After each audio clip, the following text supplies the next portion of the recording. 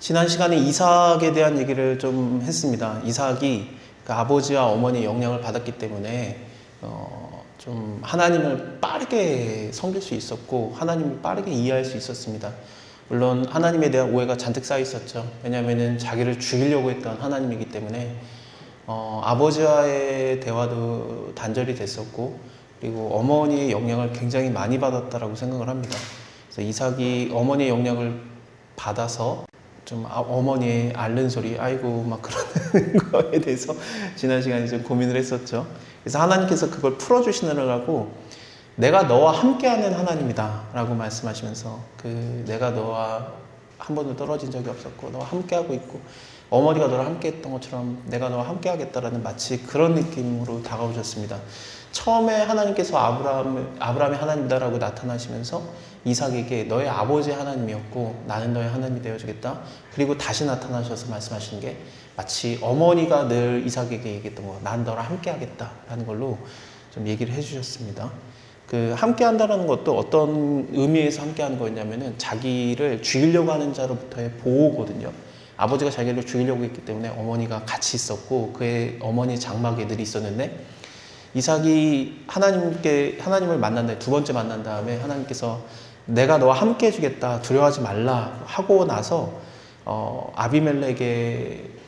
아비멜렉과 군대장관 비골이 오고 내가 너를 이제는 치지 않겠다, 우리가 함께 잘 지내자라고 말하면서 이제 자기를 죽이려고 하는 자들로부터 보호하신 하나님으로 바로 드러납니다. 그러니까 하나님께서는 우리가 이 세상에서 살 때 어떤 부족함, 갈급함을 오히려 우리에게 만날 기회로 삼으시는 경우가 많습니다. 그러니까 내가 뭐가 없다고 슬퍼할 거 없고 그걸로 하나님을 찾아가면 됩니다. 그래서 하나님, 내가 이거가 갈급하고 없어요. 왜 나는 없을까요? 하나님, 저는 어떻게 해야 될까요? 하고 하나님께 기도하면 하나님께서는 그거를 충분히 채우십니다. 영적으로도 채우시고 육적으로도 채우시는데, 만약에 육적으로도 채우신다면 참 감사한 거고, 아니면 더 큰 것으로 영적으로 채우시는 경우도 많습니다. 예를 들면은 눈먼 자가 바디메오죠. 여리고로 가는 길에서 앉아 있다가 예수님이 지나간다는 소리를 듣고 예수님을 향해서 다윗의 자손 예수여 나를 불쌍히 여기소서라고 말했던 첫 번째 사람이 놀랍게도 예수님 죽기 얼마 전인 누가복음 18장 후반에서 나오는데, 정말 예수님이 잡혀가시기 얼마 전에서야 예수님을 다윗의 자손이라고 인정하는 자가 처음 나왔는데, 그 자가 눈이 멀었지만 오히려 모든 사람보다 눈뜬 자였습니다. 그래서 예수님이 다윗의 자손인 걸 알아봤고 예수님께서는 그의 육체에 눈도 뜨게 하실 뿐만 아니라 그를 구원하시는 것도 분명히 볼 수 있죠. 그래서 우리의 갈급함이 오히려 하나님을 알아보게 하는 것이고 하나님을 찾게 하는 것일 수 있습니다.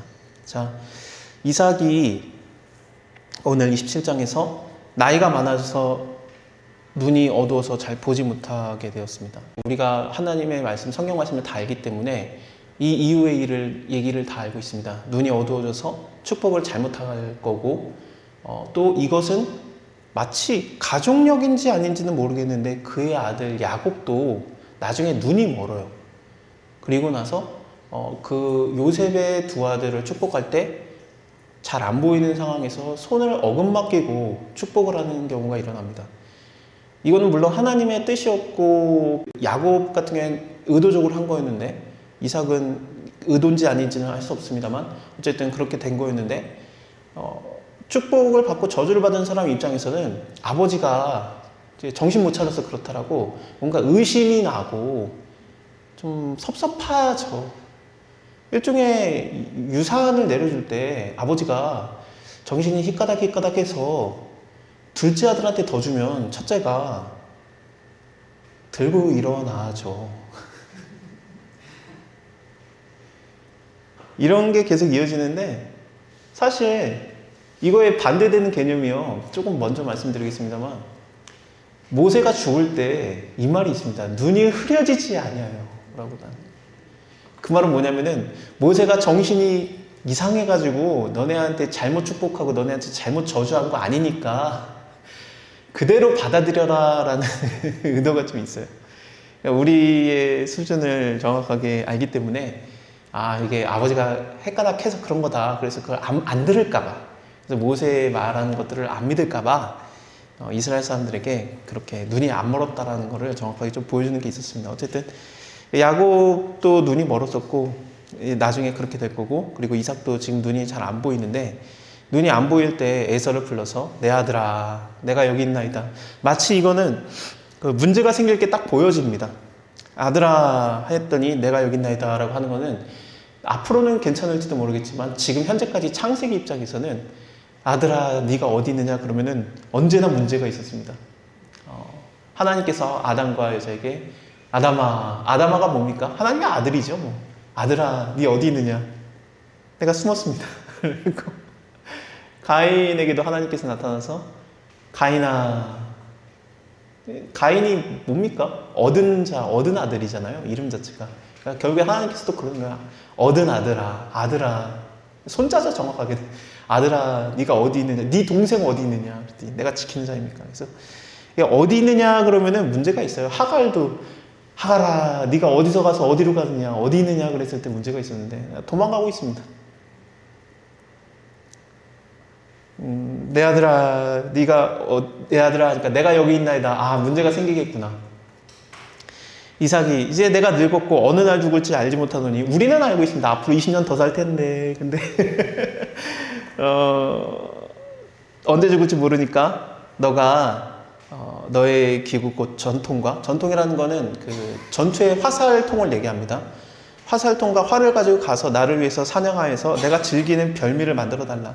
내가 먹게 해서 나로 죽기 전에 너에게 마음껏 축복하고 그렇게 하겠다 그랬더니 이 얘기를 리브가가 들었어요. 그래서 야곱에게 가서 야곱아, 너네 형이 사냥하고 돌아와가지고 별미 만들어줘가지고 아버지한테 주고 축복받을 건데, 하나님의 이름으로 마음껏 축복할 건데 아들아 내가 시키는 대로 해라. 그래서 이제 어머니가 그 자기의 사랑하는 아들에게 얘기를 해주는 거죠. 둘째 아들이 그 어머니의 사랑을 받고 있습니다. 물론 그 위에 때에서도 어땠습니까? 이삭도 정확하게 보면 둘째 아들이에요. 이스마엘이 첫째잖아요. 그래서 둘째 아들인 이삭이 어머니의 사랑을 받았었는데 이 집의 내력입니다. 어떻게 보면은. 그래가지고 여기서도 리브가가 둘째 아들 야곱을 더 사랑했고, 아마도 이 사랑하게 되는 게 아버지의 사랑을 못 받기 때문에 그 갈급함에서 나오는 그 사랑 있잖아요. 내가 채워줘야지. 불쌍히 여기서 나오는 사랑으로 사랑을 해주는 건데, 엄마의 말을 듣습니다. 그래서 나는 털이 없는데, 내 형은 털이 많은 사람인데, 에서 자체가 털 사람이라는 뜻이니까 털이 많은 자켓이라는 뜻이었죠. 그래서 형은 털이 많은 사람이고 나는 아니어가지고 매끈매끈한 사람이어서 나를 만져봤다가는 아버지가 나에게 축복을 고사하고 저주를 내릴까 두렵습니다. 그랬더니 엄마가 시키는 대로 해. 그러면서 요리를 엄마가 직접 해줘요. 아버지가 즐기는 별미를 비슷하게 만들어주고, 그 다음에 염소의 가죽으로 뭐 손이라든지 목에 매끈매끈한 곳에 이것을 채워줍니다. 그리고 별미를 갖고 들어가게 해서 별미뿐만 아니라 떡을 같이 갖고 들어가게 하거든요. 17절을 보면은 그 만든 별미와 떡을 가져갔다 하는데 빵인데, 이거는 이 바로 앞에 장에서 야곱이 형한테 장자권 뺏어 먹을 때 형이 그 붉은 스프로 나를 먹게 하라 그랬더니, 붉은 야채 스프, 그러니까 팥죽이라고 번역이 됐습니다만 붉은 야채 스프로 나를 먹게 하라 그랬더니 그럼 나한테 장자권 넘겨라 그랬더니 내가 죽는 것보다 먹는 게 낫지 하면서 그 붉은 야채 스프를 주고, 야곱이 그걸 확실하게 하기 위해서 떡까지 줘요. 그러니까 더 줬어요. 이거 못 무른다. 그래서 자기가 더 줬는데 여기서도 떡까지 가져간 게 이제 못 무르게 하려고. 이게 배운 게 그대로 나오는 거예요.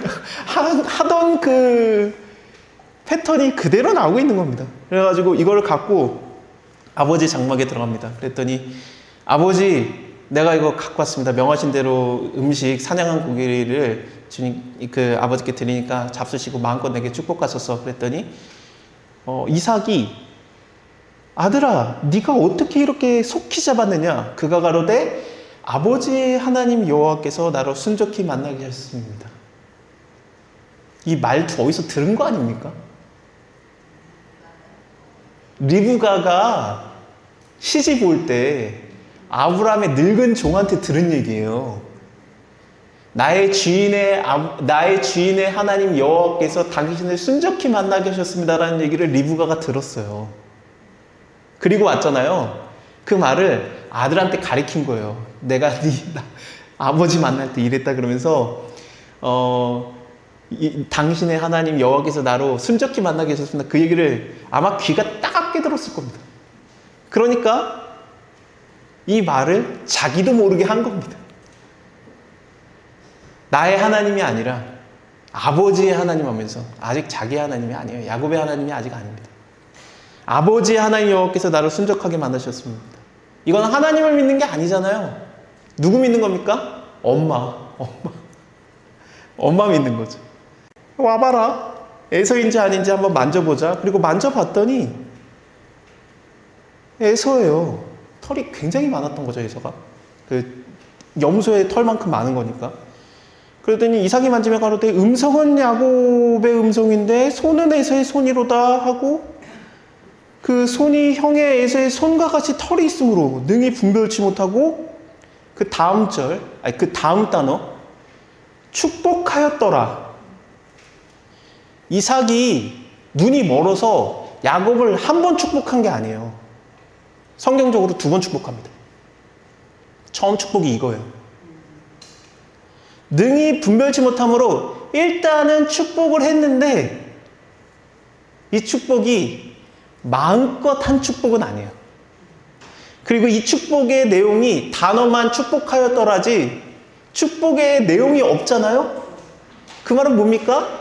모든 성경은 하나님의 감동으로 된 것으로 교훈과 책망과 바르게 함과 의로 교육하기 유익하기 때문에 그 내용이 기록되지 않았다? 그러면 성령의 감동으로 된 구절이 아닙니다.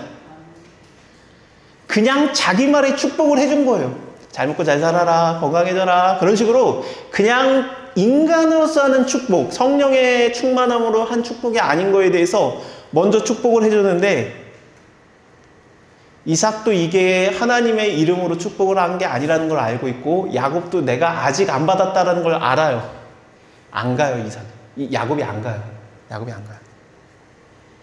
이삭이 축복을 해줬지만 의심에 차서 축복을 했기 때문에 그냥 수박 겉핥기로 축복을 해줬다가 진짜 내 아들 에서 맞아? 그가 대답하되 그러합니다. 이삭이 그러면 내게로 가져오라. 내 아들의 사냥한 고기를 먹고 내가 마음껏 너에게 축복하리라. 이제는 먹고 진짜로 축복해주겠다. 그러니까 야곱이 그에게로 그걸 가져갑니다. 진짜 내 아들이고 여호와의 이름으로 축복할 것인가 아닌가의 문제였기 때문에 이제 그걸 일단은 근데 먹습니다. 이제 먹는 게 중요하기도 하지. 일단은 그가 먹고 포도주를 갖다 주는데 포도주를 그가 마시고 그 다음에 이삭이 그에게 내 아들아 가까이 와서 내게 입 맞추라 라고 합니다. 그때 입을 맞추었더니 그 아들의 에서의 옷을 야곱이 몰래 갈아입고 있었거든요. 에서의 옷의 향기를 맡습니다. 그 향기를 맡으면서 축복이 진짜로 시작이 됩니다. 여기서부터는 기록이 되어 있기 때문에 성령의 감동으로 하는 축복입니다. 그 향기가 아들의 향기가 내 아들의 향취는 여호와의 주신 복 주신 밭의 향취로다 라면서 복이 시작이 되는 거죠. 제가 제 아들의 향취를 맡으면은 참 이 말을 저는 자주 합니다. 내 아들의 향취는 여호와의 주신 밭의 향취로다 하면서 그 향취를 맡습니다. 물론 놀이터 하루에 4번 갔다 와서 땀에 쪄들은 냄새입니다만 내 아들의 향취는 여호와의 복 주신 밭의 향취입니다. 사랑의 마음으로 애들의 향취를 맡으면은 그렇게 향기가 좋을 수가 없습니다. 내 아들의 향취는 여호와의 복 주신 밭의 향취로다라고 하나님의 마음으로 복이 시작이 됩니다. 그 향기가 좋지는 않겠지만 향기를 흠양하시는 거예요. 마치 고린도후서에서 너희는 그리스도의 향기니 라는 말처럼 남들에게는 사망에 이르는 자에게는 사망의 냄새 으악한 냄새고 생명에 이르는 자에게는 생명에 이르는 냄새라 같은 냄새인데 생명에 있는 자에게는 그냥 사랑하는 자 하나님의 이름으로 서로 가족된 자에게는 그게 향기의 냄새고 서로가 나눠진 자에게는 그게 죽음의 냄새입니다. 그래서 이 향기를 맡으면서 하나님의 마음으로, 하나님의 심정으로 그 사냥을 좋아하던 땀에 쩌든 냄새가 여호와의 복 주신 밭의 향취의 냄새라니. 하나님은 하늘의 이슬과 땅의 기름짐이며 풍성한 곡식과 포도주를 너에게 주시길 원하노라. 방금 자기가 음식 먹었고 포도주 마셨거든요. 이걸로 복을 주기 시작합니다. 열국이 너에게 굴복하리니 네가 형제들의 주가 되고 너의 어미의 아들들이 너에게 굴복하며 너에게 저주하는 자는 저주를 받고 너에게 축복하는 자는 복을 받기 원하노라. 이 복이 야곱에게 내려진 복인데 성령 충만해서 내려진 복이기 때문에 하나님이 저주는 아들 이스라엘의 복이 되고 참 이스라엘의 왕인 예수님의 상징이 되는 복이 됩니다. 그래서 예수님을 축복하는 자에게는 복이 임하고 예수님을 저주하는 자에게는 저주가 임하는 복이 이어지는 것이고, 그리고 예수님은 하늘에서 내린, 하나님은 하늘의 이슬과 땅의 기름짐이며 풍성한 곡식과 포도주를 너에게 주시기 원하노라. 하늘에서 내린 떡이며 참 포도주이신 예수님을 상징하는 말이 됩니다. 그렇기 때문에 만민이 저주를 받기도 하고 복을 받는 예수 그리스도까지 이어지는 성령 충만한 복이 야곱에게 임했습니다. 이거 평 속여가지고 받아먹을 만하죠. 예수님의 조상이 되는 복입니다. 예수님까지 이어지는 복이며 자기로 끝나지 않는 복입니다. 이 복을 받은 다음에 나갔더니 에서가 왔습니다. 그리고 별미를 가져와가지고 아버지한테 드리면서 아버지여 일어나서 잡수시고 마음껏 내게 축복하소서. 너는 누구냐? 내가 아들 에서잖아요. 이삭이 힘이 떨며 가로되 그러면은 사냥한 고기를 가져오는 자가 누구냐? 내가 그에게 너가 오기 전에 다 먹고 축복이 다 끝났다. 그가 정령 복을 받을 것이다. 왜 떨었을까요? 속아서 떨었을까요? 열받아서? 아니면은 자기가 나 큰일 날 뻔했구나. 내가 에서를 축복할 뻔했구나. 다행히 정령 복을 받아야 되는 야곱에게 복을 내린 것이 하나님의 도움이구나라고 떨었을까요? 저는 다행이구나라는 생각에서 떨었다라고 생각을 합니다. 왜냐하면은 리브가가 임신했을 때 하나님의 말씀이 그에게 임해서 작은 자가 큰 자가 되고 큰 자가 작은 자가 된다는 것을 들었어요. 내가 그거를 까먹고 내가 함부로 복을 내릴 뻔했는데, 축복을 할 뻔했는데 하나님이 이것까지도 수정해줬구나라고 하면서 내가 큰일 날 뻔했구나 하면서 떨었고, 마땅히 작은 자가 정령 복을 받아야 된다. 너는 저주나 받아라 하면서 저주의 얘기가 이따가 나오는 겁니다. 하나님께서는 우리가 실수하는 것까지도 다 아시기 때문에 어마어마하게 조율을 하시면서 다 인도하셨던 겁니다. 내가 큰일 날 뻔했구나. 나도 작은 아들이었는데 라고 생각을 하는 거죠. 에서가 이 얘기를 듣고 방성대곡하면서 내게도 축복하소서, 내게도 그리하소서. 네 아우가 강교하게 와서 너의 복을 뺏었도다.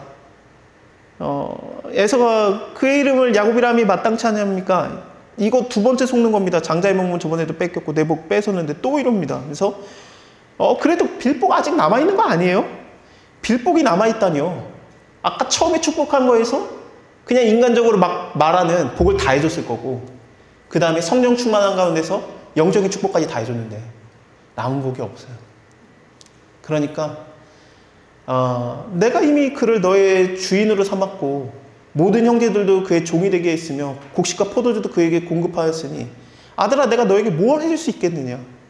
그래도 빌복이 그거밖에 없으니까 내게도 축복하소서, 내게 축복하소서. 슬피 우니 소리 높여서 우니 그래 알았다 하면서 얘기를 하기 시작하는데, 말이나 말지 너의 주소는, 너의 거할 곳은 땅의 기름짐에서 뜨고 멀고 내리는 하늘 이슬에서 뜰 것이며 하늘에서 멀고,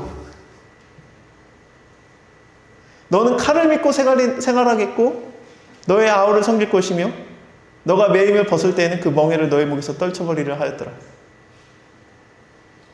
이삭이 이렇게까지 저주할 필요가 있나? 에서가 야곱을 심히 미워해서 아버지가 죽을 때가 가까웠으니까, 아버지 죽으면은 얘 효자예요. 아버지가 살아있을 때 죽일 수는 없고 아들을, 아버지가 죽으면은 그 아들을, 그 아후 야곱을 죽이리라 라고 마음을 먹습니다. 근데 아까도 말씀드렸지만 최소 20년 정도를 앞으로 더 살 겁니다. 최소 20년입니다. 이상하지 않습니까? 눈이 멀 정도였으면 꽤나 나이가 많이 들었고 당뇨였을 가능성도 있고, 그쵸? 여러 가지로 생각해 볼 수 있습니다만 어쨌든 오래 살기는 글른 것 같거든요. 왜냐하면 자기 스스로도 말하기를 나는 오래 못 산다라고 했으니까. 근데 왜 20년이 넘게 살았을까요? 하나님께서 야곱을 보호하시면서 아버지가 오래 산 겁니다. 빨리 죽어버리면 에서가 아직 젊은 혈기로 칼을 들고 야곱을 죽이러 올 수 있기 때문에 오랜 동안 시간을 두고 하나님께서 그 시간을 버느라고 이삭이 안 죽어요. 하나님이 야곱을 얼마나 보호하시고 사랑하셨는가. 이제 죽어야 되는 이삭이 안 죽어요. 이런 경우가 어디 있었는가? 있습니다. 역대하 24장을 보면은 성전에서 7살까지 숨어 살던 요아스 왕이 있습니다. 그 윗대에 너무 악한 자들이 왕이 되면서 여왕이었죠. 그때 아합 왕의 손녀였고, 하여튼 안 좋아요. 그래서 너무 위험해서 숨어 지내다가 그때 숨겨준 자가 있는데 제사장이었던 여호야다라는 제사장이 요아스 왕을 숨겨줍니다. 7살 때까지. 그리고 나서 왕으로 등극을 시킨 다음에 요아스 왕이 원하는 거는 자기가 7살 때까지, 그러니까 어렸을 때부터, 아기 때부터 자기가 눈을 뜨고 7살 왕이 될 때까지 늘 있었던 장소가 성전이었기 때문에 성전에 무너진 곳들을 많이 봤어요. 그러니까 성전에 숨어 있었는데 그 왕궁에서 성전이 채 100m가 안 떨어져 있습니다. 근데 7년 동안 숨어 있을 수 있는 이유가 뭐였습니까? 워낙 왕이 악하니까 하나님의 성전에 안 와요. 그러니까 등잔 밑이 어두워가지고 숨어 있었던 거예요. 거기에 숨어 있다가, 그러니까 사람들도 안 오고 나라도 여호와 하나님을 안 섬기니까 성전이 별의별 수리할 때가 많았겠죠. 그걸 보다가 자기는 성전 수리하는 거에 그냥 이것만 하겠다라고 생각을 하고 왕의 정치를 그걸로 시작을 했던 자가 요아스 왕입니다. 그리고 나서 성전계를 다 만들고 그랬죠. 그래서 여기다 특별헌금, 건축헌금 하자 그랬더니 너의 주변에 성읍에 다 흩어져 사니까 레위인들이 옆에 주변에 있는 레위인들한테 건축헌금 해라. 건축헌금을 했는데 건축헌금이 이상하게 백성들은 냈는데 건축헌금이 안 모이죠. 왜 그렇습니까? 레위인들이 자기가 가져갔죠. 근데 하나님께서 별말 안 해요. 왜냐면 건물 자체가 중요한 게 아니라 하나님을 섬기는 왕들이 없었기 때문에 레위인들이 굶어 죽을 지경이었어요. 그래서 그들에게 하나님이 월급을 일종의 갑을 해서 준 거예요. 그동안 못 받은 거에 대해서. 임금 밀린 거, 그거 다 받게 하고, 그러다가 이제 요아스 왕이 자기를 숨겨뒀던 제사장을 대제사장으로 만든 다음에, 여호야다 제사장을 대제사장으로 만든 다음에, 이게 뭐냐, 왜 안 오냐, 왜 건축이 안 돼? 그러면서 헌금함을 성전 앞에다 그냥 하나를 따로 만들어요. 그때 사람들이 막 그걸 넣는데 돈이 너무 많이 모여가지고 건축을 하거든요. 그리고 하나님을 잘 섬기는 것 같았는데 요아스 왕은 하나님을 잘 섬기는 왕이 아니라 그냥 건물에만 관심이 있던 왕이었어요. 성전에만. 그래서 건축이 됐지만 하나님을 딱히 섬기는 게 없었고, 하나님께서는 그 왕의 속마음을 아시기 때문에 대제사장 여호야다를 죽이지 못하십니다. 그래서 여호야다가 계속해서 대제사장으로서 왕이시여 하면서 그 나라의 일을 하나님께로 돌아오게 하는 거에 굉장히 돕다가 여호야다가 죽는 날까지 괜찮다가 여호야다가 죽는 순간에 요아스 왕이 바로 우상숭배로 떨어져요. 하나님이 그걸 아셨어요. 그래서 그 날을 최대한 늦게까지 끄시느라고 하나님 입장에서 정말 의례적인 특별한 일을 한번 하셨는데, 인간의 수명을 120살로 정해놓으셨음에도 불구하고 모세도 120에 딱 죽이셨는데 130살까지 산 유일한 사람이 여호야다입니다. 얘가 죽으면 죄지니까. 이런 경우가 있습니다. 성경에. 왜 우리 저 사람은 오래 살까? 하나님께서 그 사람의 장수함을 인해서 수많은 사람을 보호하고 있는지도 모릅니다. 저 사람은 그냥 좀, 그런 거 있습니다. 이삭이 눈이 멀어서 왜 이렇게 오래 살았는가? 야곱을 보호하시려는 하나님의 섭리입니다. 하나님이 나를 얼마나 사랑하시고 얼마나 보호하십니까? 죽을 사람을 살리기도 하시고 살아야 될 사람을 죽이기도 하십니다.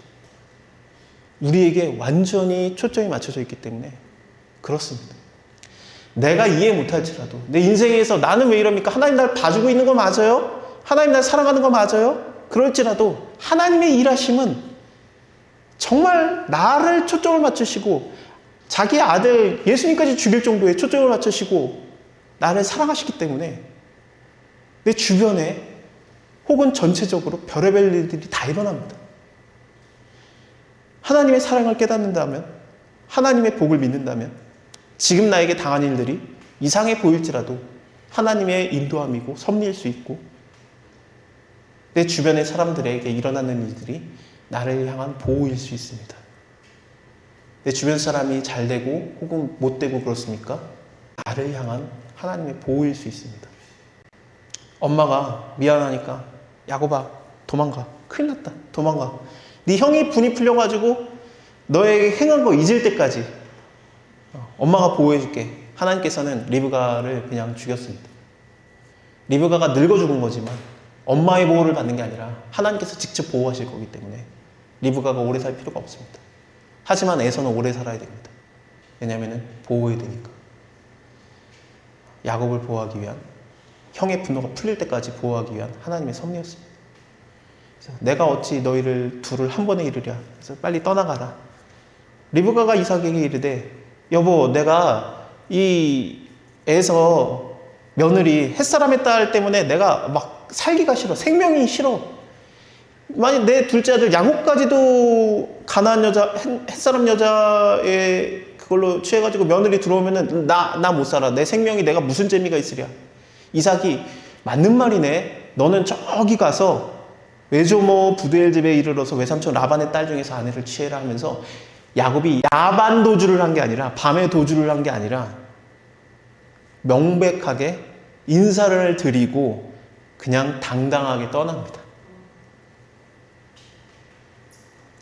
갈 때 전능한 하나님이 너에게 복을 주어서 너로 생육하고 번성하여서 너로 여러 민족을 이루게 하시고 아브라함에게 허락하신 복을 너와 함께 하기를 너의 자손에게 함께 해주사 너로 하나님이 아브라함에게 주신 땅 너의 우거하는 땅을 유업으로 받게 하시기를 원하노라 하고 하나님의 복을 잔뜩 받고 떠납니다. 이것이 세 번째 축복을 받고 떠나는 겁니다. 여러분들이 여러분 스스로에게, 여러분의 자녀에게, 여러분의 가족에게 인간적인 축복을 해주세요. 그러다가 하나님의 감동으로 하나님께서 원하는 말을 전하게 될 때 그 말을 충분히 하나님과 동행하며 하나님의 말을 대언하며 그 축복을 해주세요. 그리고 마지막에 상황이 바뀌어서 그를 떠나보내야 될 때 혹은 따는 때 하나님의 말씀이 기억나면 아브라함의 하나님의 복이 이게 하나님의 말씀이 기억나서 그걸로 갖다가 말해줘야 되면 그것도 축복을 해주세요. 그 복들은 그냥 떨어지는 말이 아니며 반드시 이루어지는 말씀일 수 있습니다. 왜냐하면 하나님께서는 우리를 굉장히 관심 있게 보고 있고 우리를 보호하고 있기 때문에 하나님의 형상을 닮았기 때문에 하나님과 같이 하나님이 말씀하심에 이루어진 것처럼 빛이 있으라라고 말씀하시면 빛이 있었던 것처럼 우리가 창조는 못하지만 하나님의 그 성품을 가진 우리도 말하면은 그 말씀을 하나님께서 대신해서 이루어 주실 줄 모르기 때문에 그렇습니다. 여러분에게 축복을 합니다. 하나님의 복이 여러분과 함께 하기를 예수의 이름으로 소원합니다.